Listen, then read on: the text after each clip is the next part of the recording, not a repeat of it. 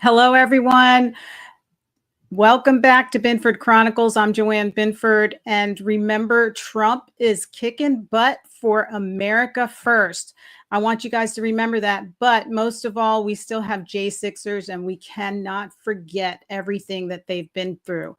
Today, we have another J6er on, Chris Quaglin. He's doing a lot of good deeds with us today. He is one of the J6 hostages that was pardoned. He is on a meaningful journey that involves legislation change and prison reform. You know, Chris lost about 31 pounds in 21 days because of all this mistreatment. So I want you guys to hang on. Finally, we've got Chris on. I know I did a little page the other day, but I want you to visit his pages. He's got the J6 tour. You can buy a shirt. You can make donations. He also has his Gifts and Go page, and we'll give that back to you in the podcast on the lower bar. So make sure you take a look at the lower bar for that information. And we're going to head to a short commercial, and then we'll be back with Chris.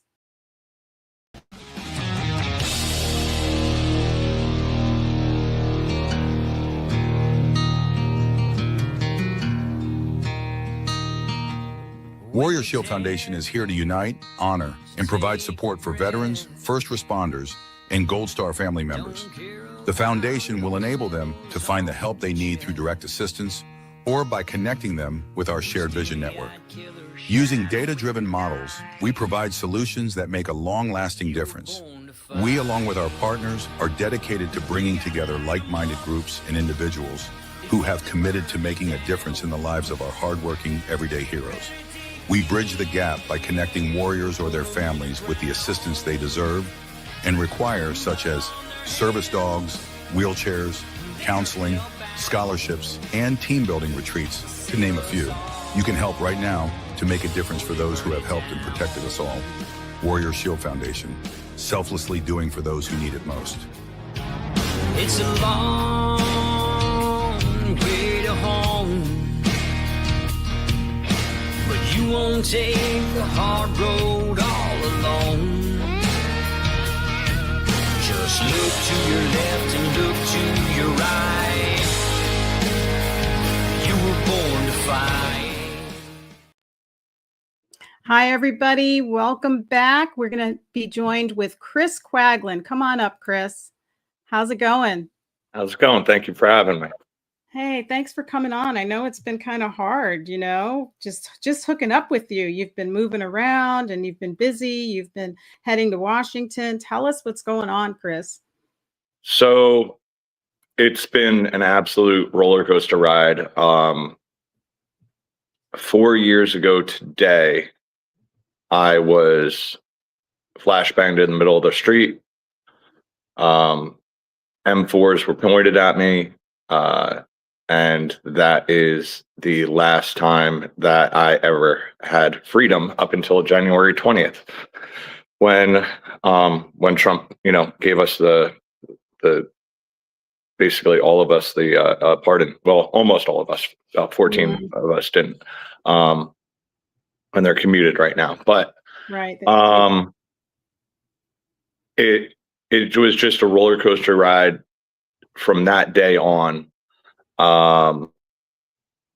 In between dealing with, first you were dealing with like PTSD and stuff like that. And you had to kind of strike while the iron was hot. So I told these guys, that I would be immediately coming back to the jail. That's the biggest thing, is that I started to fulfill these promises, right?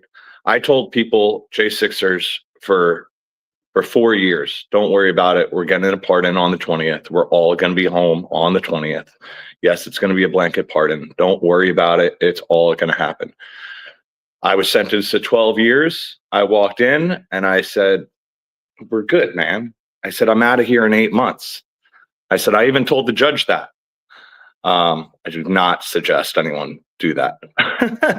But basically, I walked in at sentencing and I said, it doesn't matter what you do to me. I'm going to be out in 8 months. He did not like that at all. But I knew that that's what was going to happen. Never had a doubt in my mind. Wow. So since then, I did go back to the jail. I guess you have that video. That was an interesting experience. Yeah, you want to pull up the interrogation where they pulled you in? Oh yeah, we can do that. Yeah, so this is 4 years ago.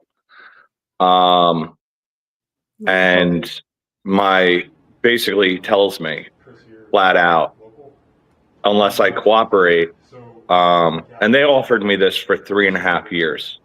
They wanted me to lie for them. Mm-hmm. They wanted to give me a narrative, which then they told me to repeat. And this is coming through my lawyer, or multiple lawyers, actually. They said, listen, they're going to give you a narrative. They're going to point people out. You're going to tell them, yes, that's exactly what happened. And then you go home instantly. Yeah. So Yeah, that's basically what Benjamin Fulp is saying here. Yeah, let's hear what he says. And I didn't drive up here, all night, get no sleep, wake up early this morning to come do all this to get you to tell me things that I already know. So I know you're there. I know that your phone puts you there. I know that your social media from your Chris Trump account puts you there, including ones with your tattoos that I just saw on the eyes right there. I know you stay at the Motto Hotel. I went, checked it out myself, talked to the manager. Right next door, I see the pipe and the sign on the wall, the grill. I know all that. I've talked to a lot of people who knew. He's pretty much telling you, like, look, dude, I already got all this evidence on you, and don't even try anything. We've got you. It's like he's making you feel like he's got all this evidence against you already. Yeah, which they got all by using the Patriot Act illegally, might I add. And they can. 111B carries up to 20 years. 231 carries up to 10 years. Entering a protected place because Vice President Pence was there. It's a Secret Service protected area. That's a 5-year sentence as well. So looking at quite a bit of time right now. I'm not necessarily interested in screwing Chris Quaglin. That's not what I'm out here to do. What I'm here looking at is organizations, big pictures, planning, casting a wide net. And right now, I don't think it's fair for all of that pressure to come down directly on you when I know there's others who are involved, others who are responsible. And the reason I wanted to drive up here today and talk to you rather than wait until after you've had your appearance and gotten an attorney and done all those other things is because this is an active, ongoing investigation. Time is of value to us and to you, as I'm sure you've seen on the news coverage, because I know you've been checking the web pages. We're arresting people every day. We arrested people yesterday. You're not the only person we're arresting today. We're arresting more people Thursday, Friday, over the weekend. You're like number 350 that we've arrested. A lot of those people are talking and giving us information which are leading to other people.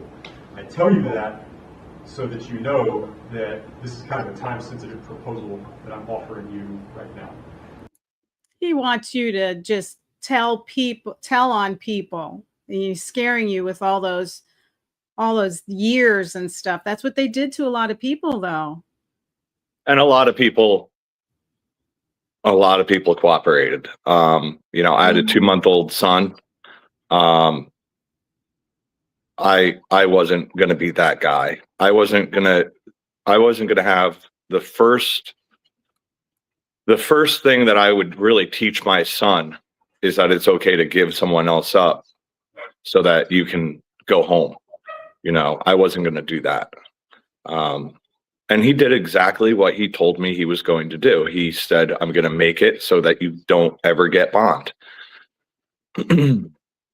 If I would have gotten bond and was able to actually fight my charge, again, that whole arrest was illegal.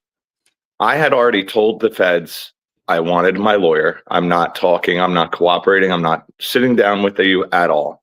They forcibly removed my shirt, took pictures of tattoos that I had, which then they used in a video that was illegally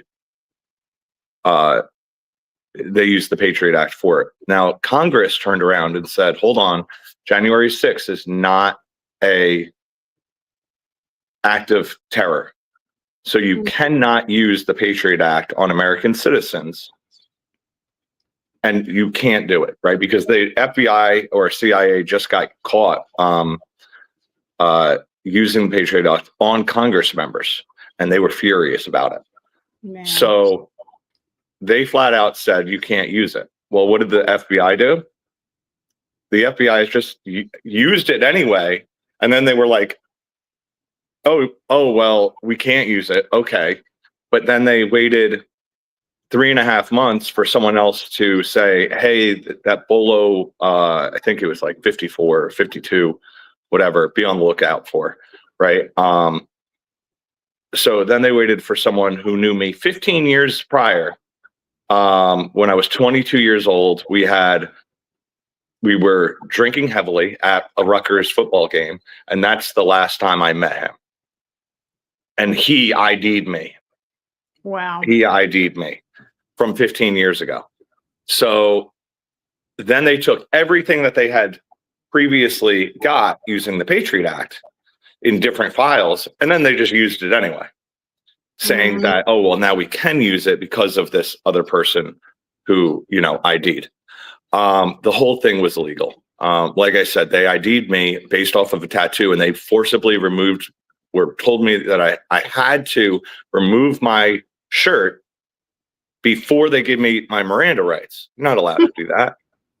So the FBI in New Jersey actually walked in before that video was taken, and he goes, listen, I'm FBI agent so-and-so. And I forget his name, but we just have to get the video.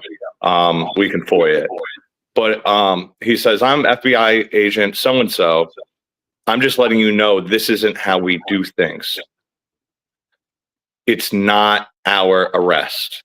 This guy's coming from DC. This is coming from so much higher up above, like the brass, that we don't have a choice in the matter.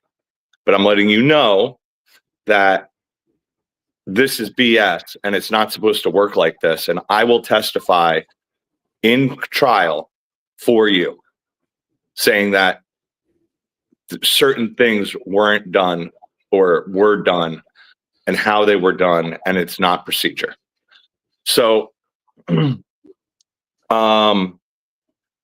he basically moves me around. After they realize that I won't cooperate, Judge McFadden and the prosecution, Melissa Jackson at the time, went into an ex parte side room, right? It's all video court we're doing, right? Because of COVID. So they go into a side room, like a sidebar, which they're not supposed to do. And Melissa Jackson flat out tells the judge, we need to get Quaglin away from his family because he's a family man. And we need to get him away from his family so we can start putting the pressure on him. Completely inappropriate conversation to have with a judge. Well, the judge agrees. Okay, we can do this. What people don't understand, and I don't even know if I should really be saying this, but screw it.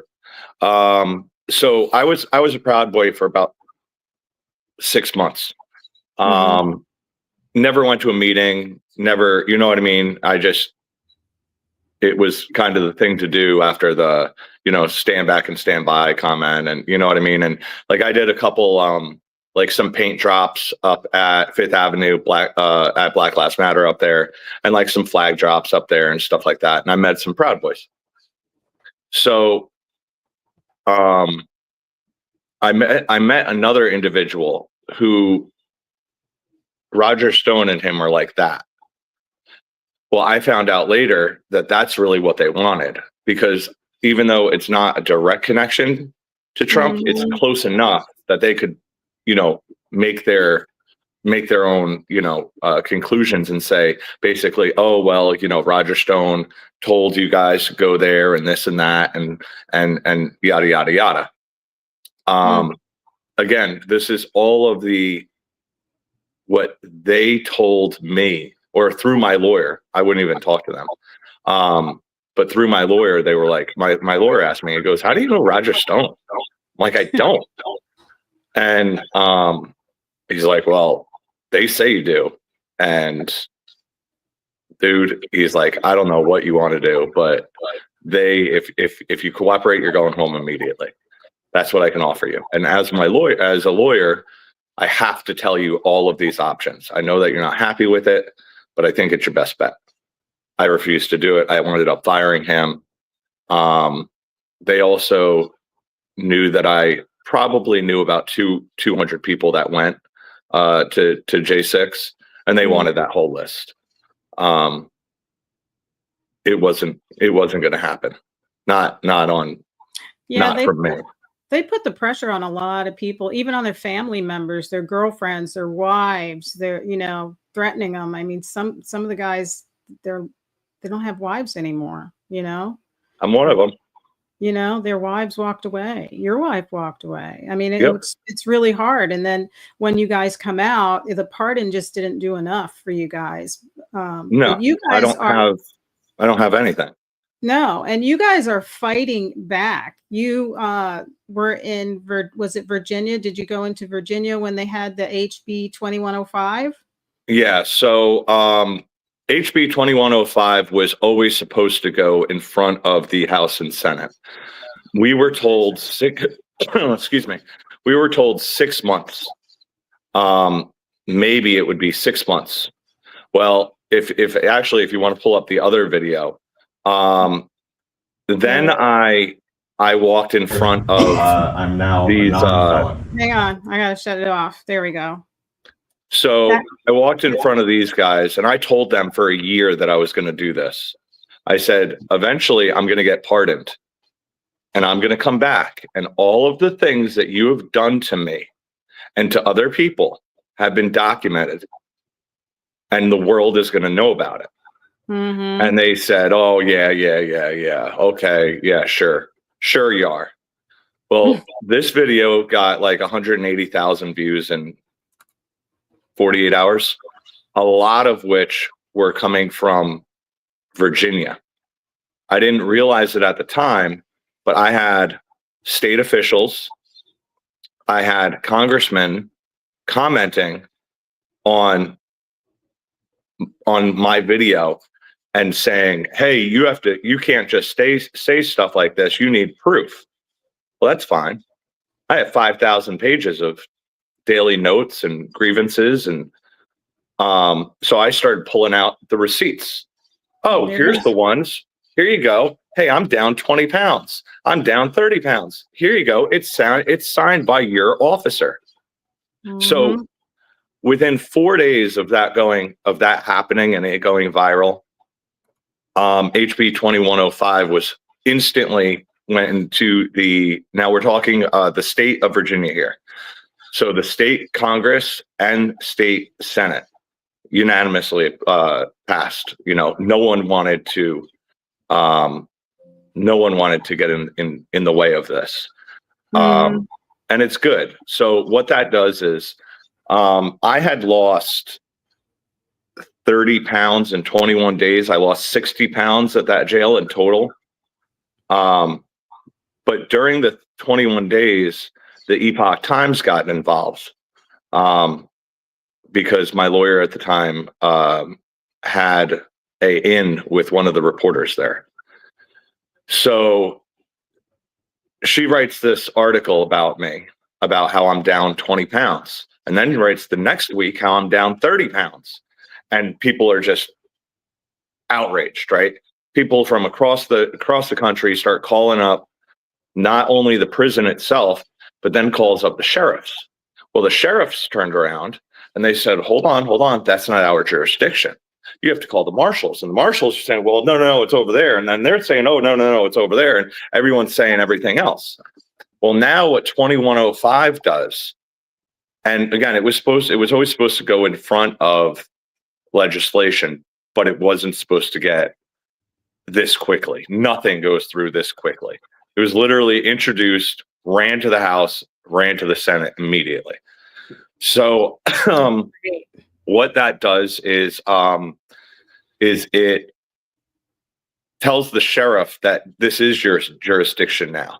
And not only that it is your jurisdiction, but you are obligated, the sheriffs or the state police now, if there's any abuses going in at these jails, whether it be inmate on inmate or guard on inmate or whatever it is, if there's any abuses, it has to be investigated by not only, if not the state police, then the sheriffs. Now, sheriffs are an elected position. So then it basically brings it back to we the people within, using the sheriffs for what the sheriffs should be done or are doing, which is, if it's in your jurisdiction, then you should be, and now what that does is they can, the feds, or I'm sorry, not the feds, but the jails can no longer kind of sweep it under the rug. Right. Because now it's a sheriff issue. So Chris, is 2105 going to hit all these states? And we need, we kind of need them to hit a lot of the states. So that's a Virginia law. It won't affect any other town. However, the big people who got 2105 passed and started and everything else is like the Northern Neck Patriots, small group of 3 or 4 or 5 patriots that, and they had other members but it was the main ones that were there week after week after week. And I know there's groups all over the country just like them. So the whole point of the J6 tour is one of the things that we're talking about 3 different things. We're talking about government overreach. We're talking about January 6th, of course. Then we're talking about prison reform. Right. And the reason that, because what happened to me should never happen. I mean, it happened to a lot of the J6ers, but I always said, hey, you just tack on a 0 for when they said, oh, well, I didn't get fed for 3 days. Well, I didn't get fed for 30 days. And people find that hard to believe, and it's disgusting. Well, it's because of your celiac disease, right. And they just were not trained to handle that food properly. They weren't trained, and they just didn't care. And it was the hardest and the darkest path I've definitely ever been down. But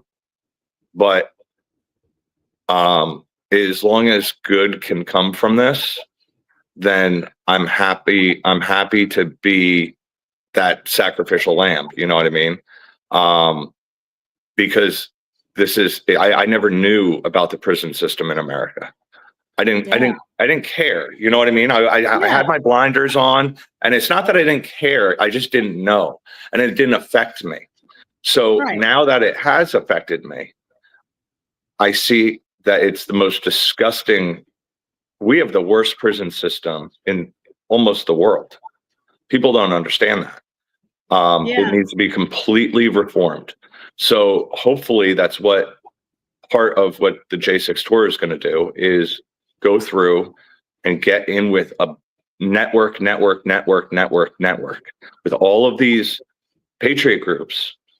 I can tell my story. A couple other people can tell their story. We could go to the colleges, college campuses, do like a Charlie Kirk type of a deal. And then we can explain to these people that this needs to change, because it's not going to change because, Chris Quaglin is picking up the phone or going around, right? It's going to change because, well, Quaglin and Brew and a few of the other J6ers went to all of these different patriot groups. And then they started picking up the phone, and then they started calling, and then they started emailing, and then they started writing letters to their legislation. That's how it's going to change. And no one's going to change it for us. We have to do it. Yeah. And people don't realize you guys were just like us.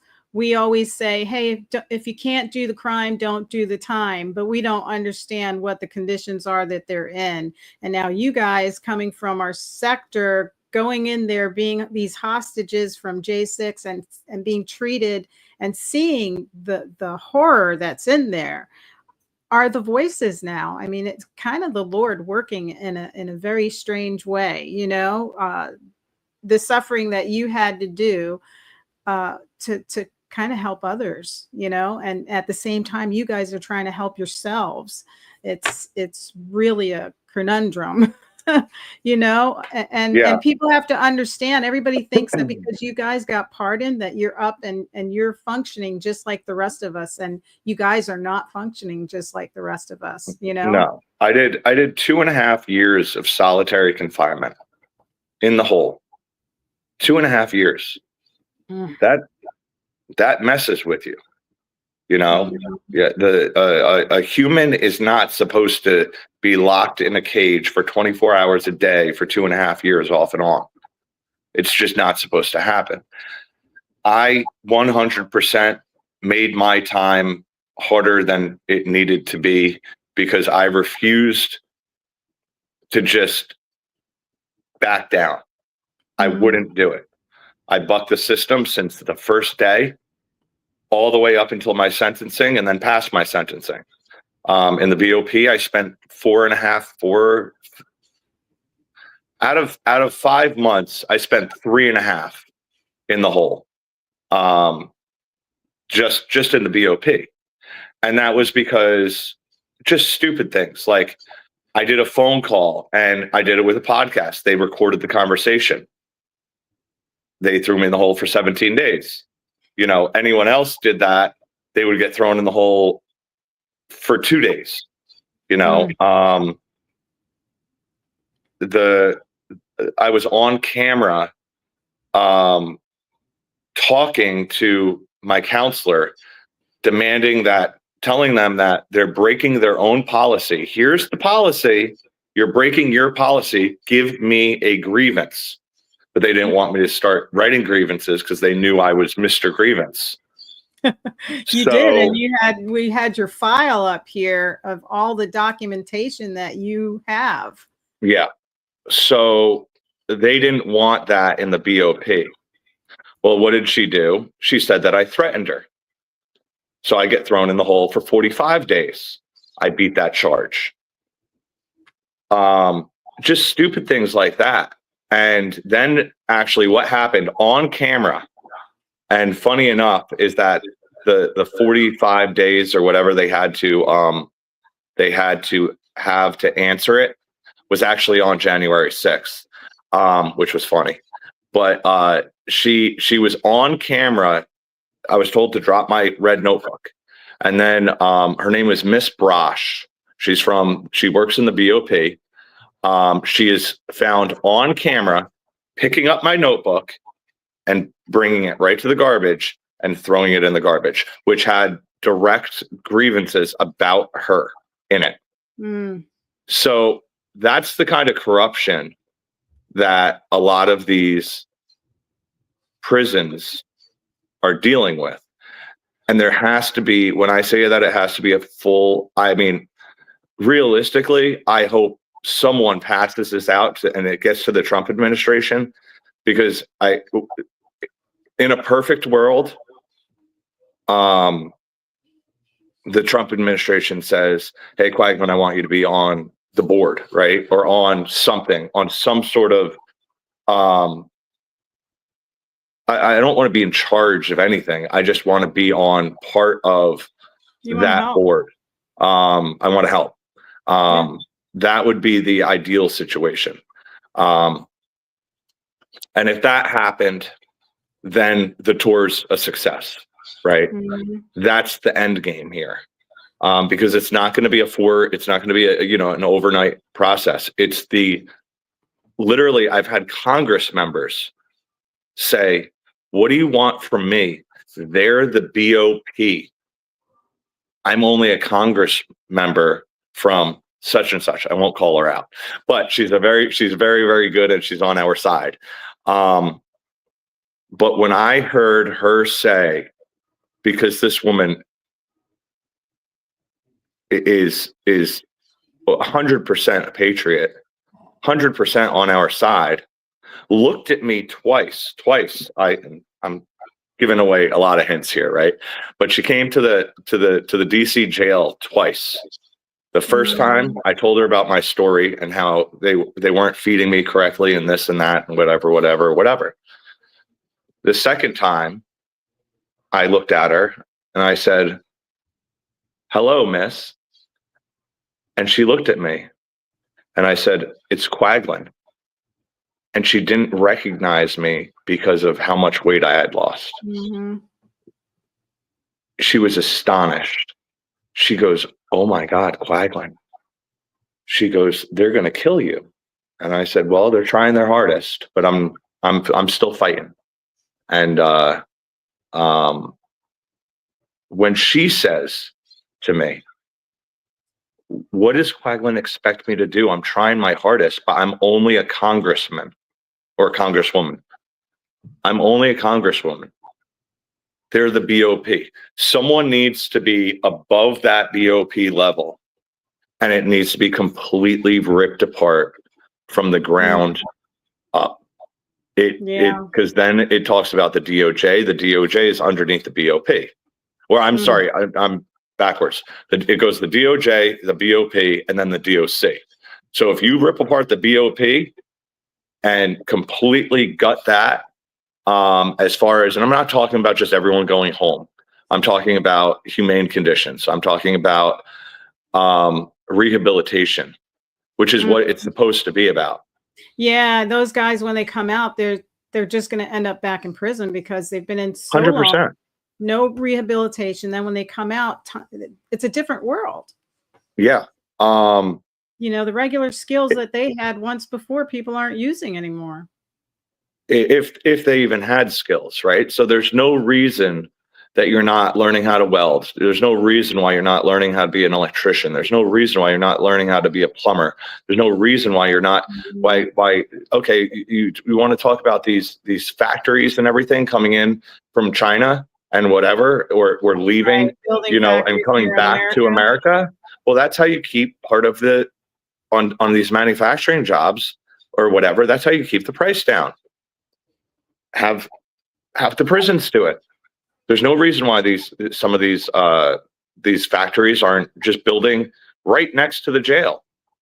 Build a factory right next to the jail, or down the street from the jail. Yeah, and when America was big on manufacturing, they did have some factories that did that way back in the 70s and 80s that would hire prison people. They were in that program to There's no reason. There's no reason why that's not happening. In fact, we had something like that. Obama killed it because they said, he said, well, it's killing, small businesses and this and that. No, it's not. No, it's not. You bring back the right factories into that kind of environment, and it will do nothing but help. It'll do nothing but help the economy. And at that point, all of your, there's a lot of kids that aren't getting child support and everything else. Now, these kids are getting child support while the people are in prison. You know what I mean? Because they're making, let's call it $10 an hour, right? Okay, so they're making $10 an hour. Well, guess what? 5 of it gets pulled right away. So if they're working 40 hours a week, at $5 an hour, that's a nice little nut for child support. It works. So not a lot of money, but yeah, it's not a lot, but it's something. $200 a month is better than, and plus you're not only going to work 40 hours a week. If they're working that kind of, they're probably going to, I'm sorry, that's the $200 a week at $800 a month. That's pretty good. It's better than better than nothing.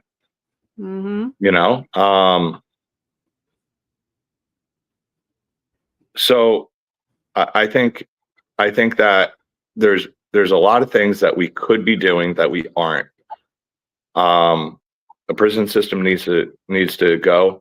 I will be part of David Summerall's and Tim Rivers' On the 21st, they have I'm not sure where it's going to be.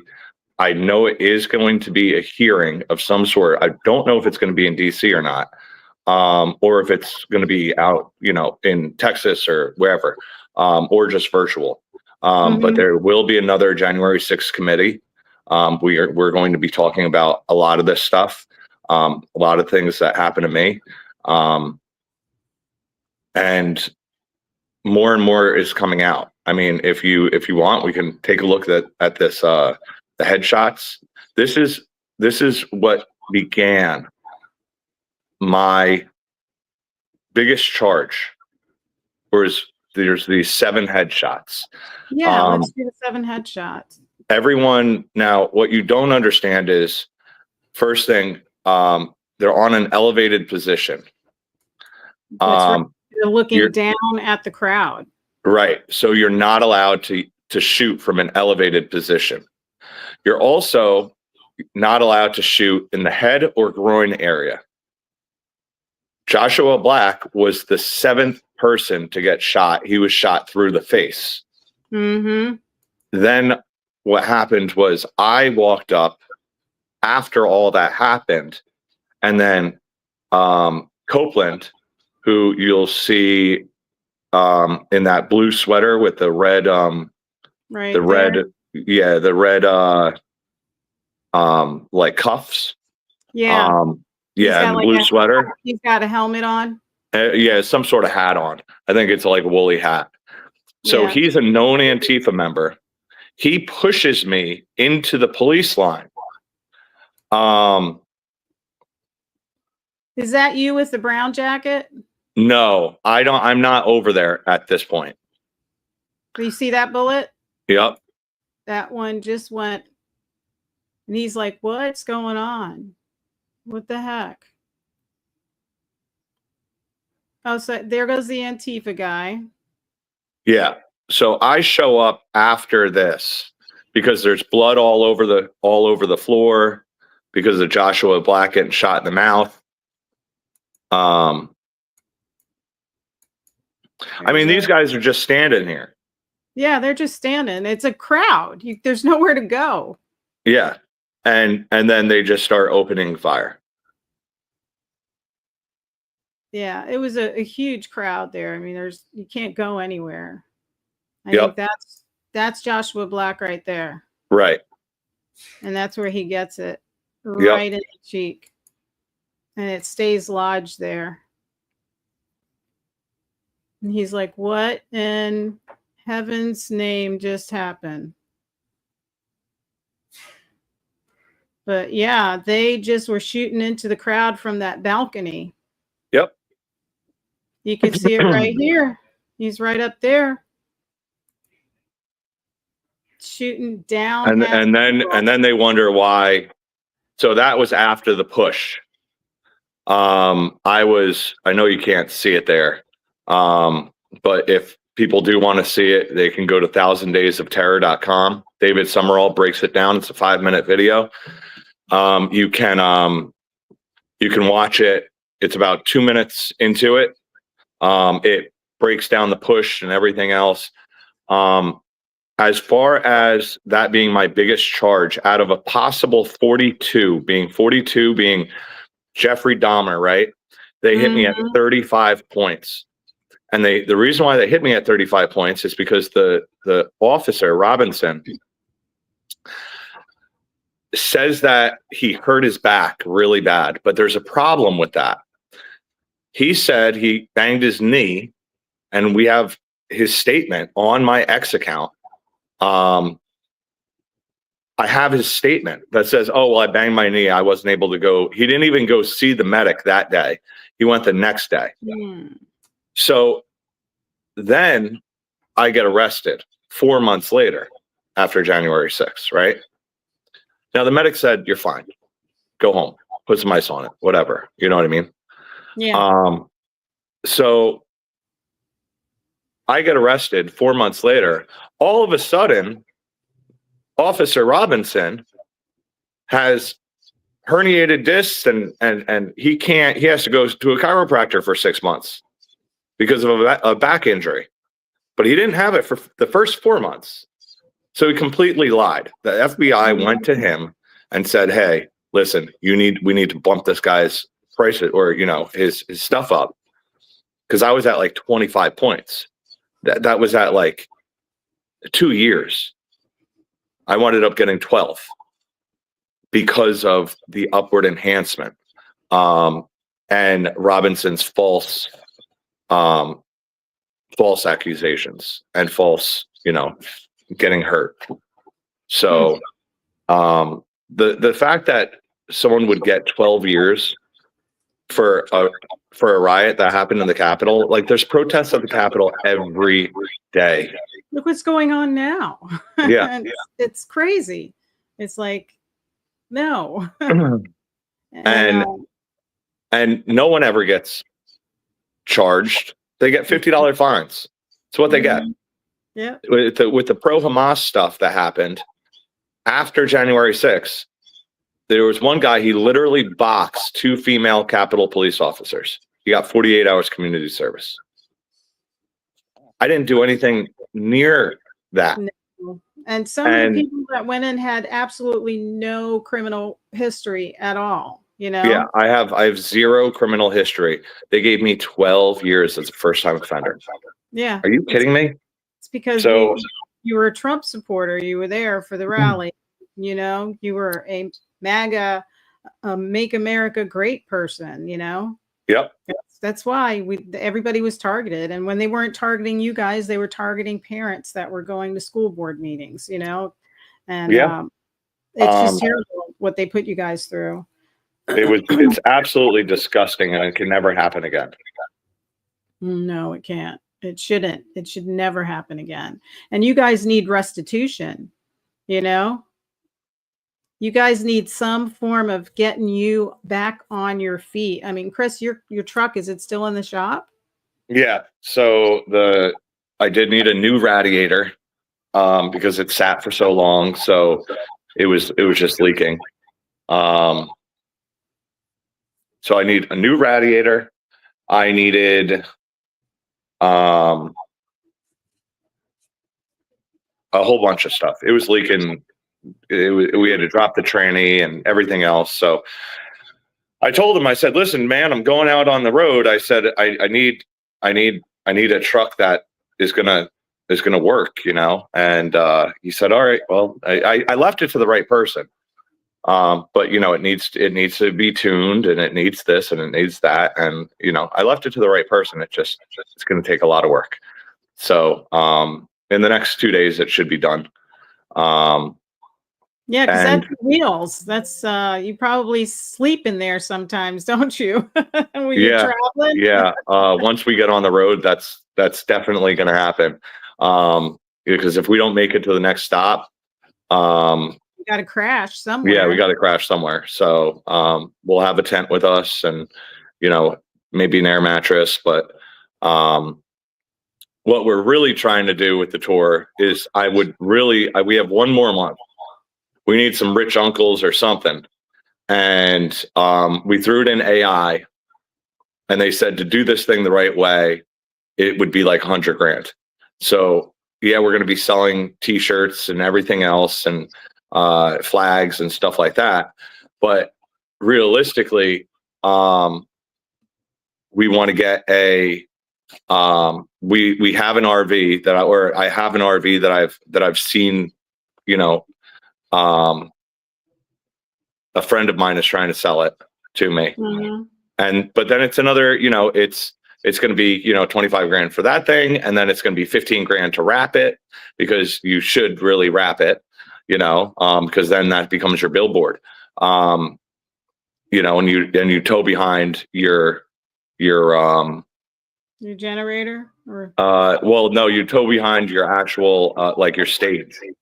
You know what I mean? Okay. We can build a stage quick with just all you have to do is be off the feet or off the ground about 3 or 4 feet. But that's kind of the way to do it. If we could do that, get a couple big time donors in there, that would that would increase it to about 3 people that we could bring with us. And then we could bring in like some local talent, whether it be a J6er or, someone else that we see. But again, we threw all this into AI and they said, hey, you're going to need at least 100 grand, maybe 150. But I think that, and I say this without hesitation, I think that it's well worth it, because what we have, our stories have to be told, They have to. I mean, it's a tragedy what happened. Yeah. And we need prison reform. And I don't think that it's going to happen any other way. Unfortunately, we're going to need to push this. And that means that we're going to need to get all of these local groups to push this. So I can only do so much by myself. I can only go online so many times throughout the day. You know what I mean? I can only, and I'm trying to, to eat, and, I don't eat even 3 meals a day, but I know you like tried, tacos. Yeah, I love tacos. But I think that our story needs to be told. And then I also think that realistically, the prison system needs to be completely uprooted. And again, that's only going to happen through this like grassroots effort. So, yeah, that's why I try having everybody on, because we live in a pretty good, we've got some members that live in our community that have a pretty wallet and they like to donate, and we're a pretty red county. So I'm trying to get it out locally to all the people that I know here and all our Patriot groups here, hoping to get them to donate what they can. I've already put out, several J6ers out there. And then Sandra Rivera with the Hispanic Conservatives is holding a fundraiser for the J6ers in April.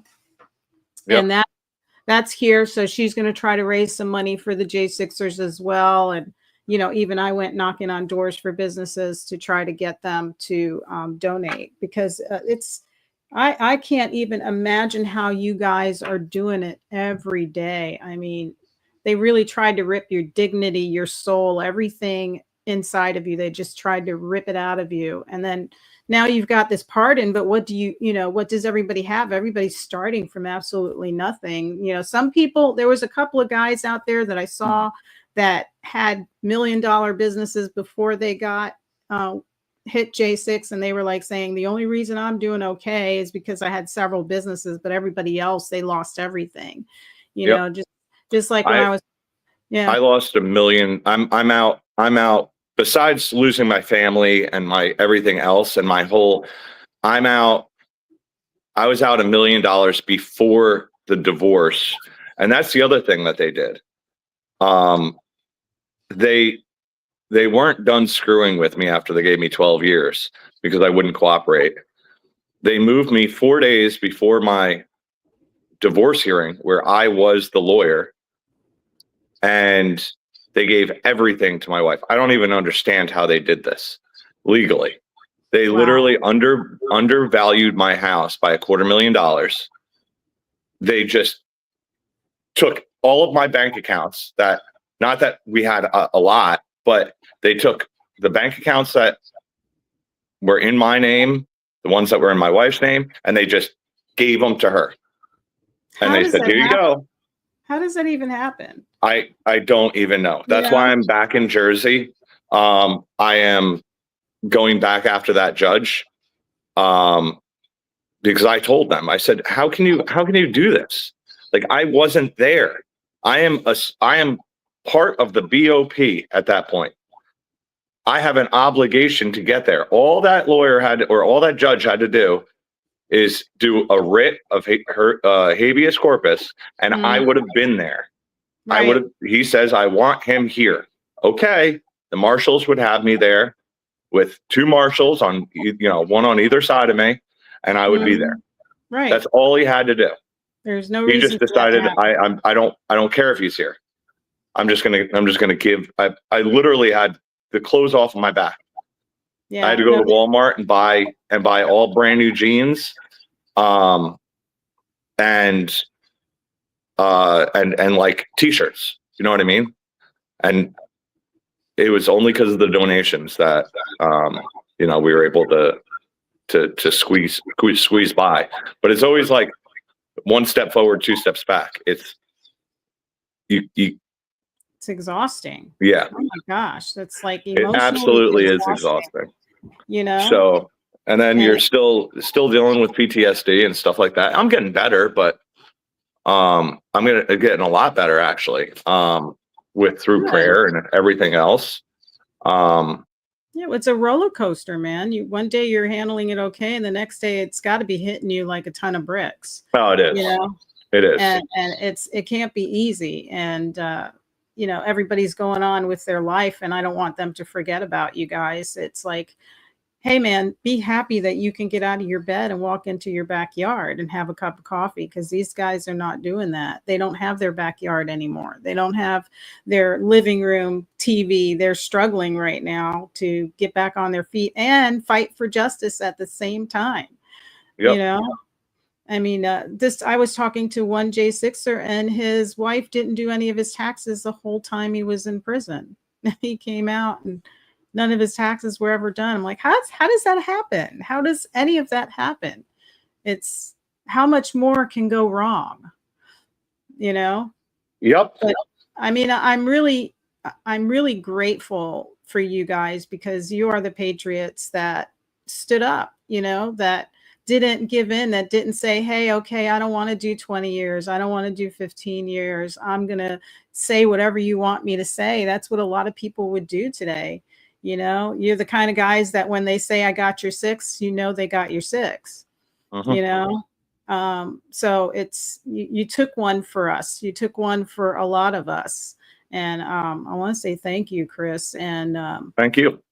If I can do anything at all, even if it's a little thing, I'm not, Steve Bannon or Ann Vandersteel or any of those big wigs, but I know people know me in my local community, and they watch my podcast, and hopefully they'll share it, and I'll share it with all of them. I've got my YouTube, I've got my Rumble, I've got my X, and I've got my Facebook, and try to push it out there so that you guys start getting some donations and get some help to get back on your feet, because we want the J6ers to make it. We want you guys to make it, not get crushed by the corruption. I don't want that to happen to you guys. I appreciate it.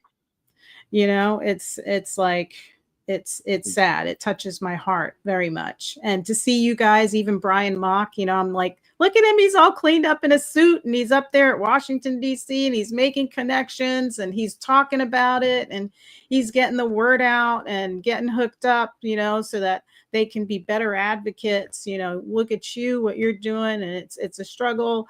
I was telling my husband the other day, it says his car's down. Like, how is he going to travel? How's he going to get on the road? How's he going to do what he needs to do? That's his fighting spirit. That's what he has if he doesn't have anything else. You know what I mean? Mm-hmm. Like, if you don't have anything else, that's what you have, your fight to fight back and make things right and make things happen.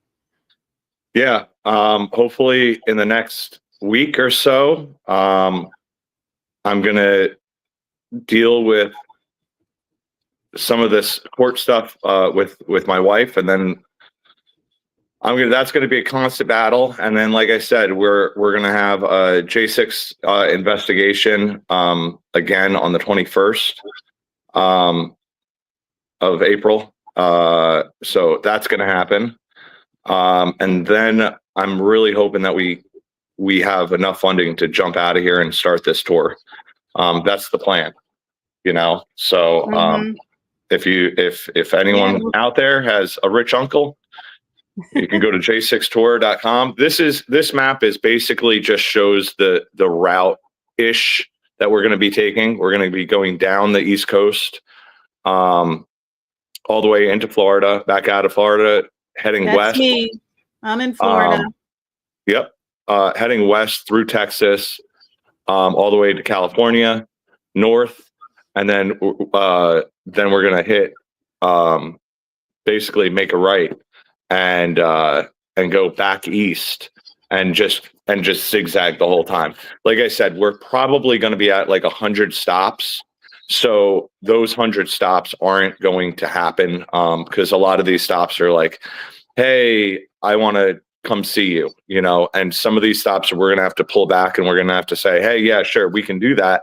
Or, hey, you have to come to us because we're doing, and realistically, if we are doing the tour and going around, you know, and hitting all these colleges and stuff like that, it's going to be a lot. So it's going to be like a year, realistically. Yeah. It's going to be a year. Yeah, I can see that.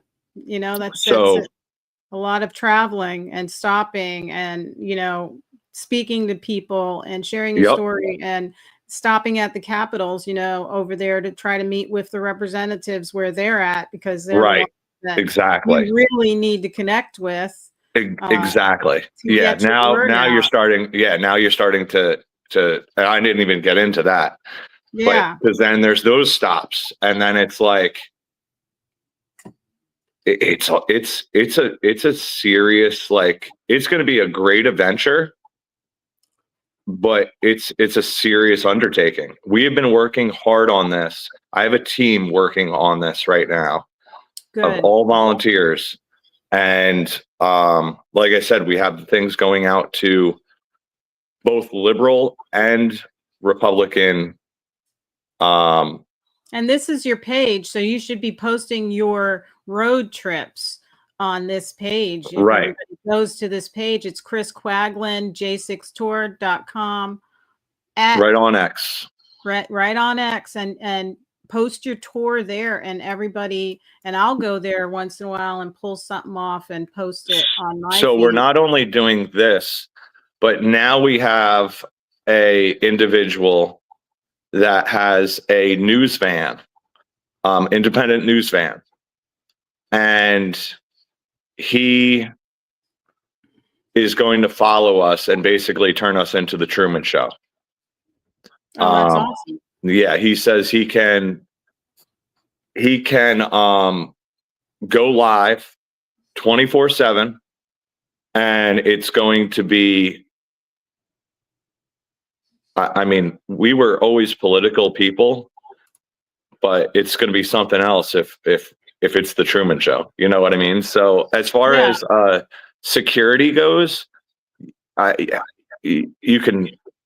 It's awesome for security because we are going to have a lot of haters, but if they know that there's always cameras going, chances are they'll more of a chance that they'll stay away.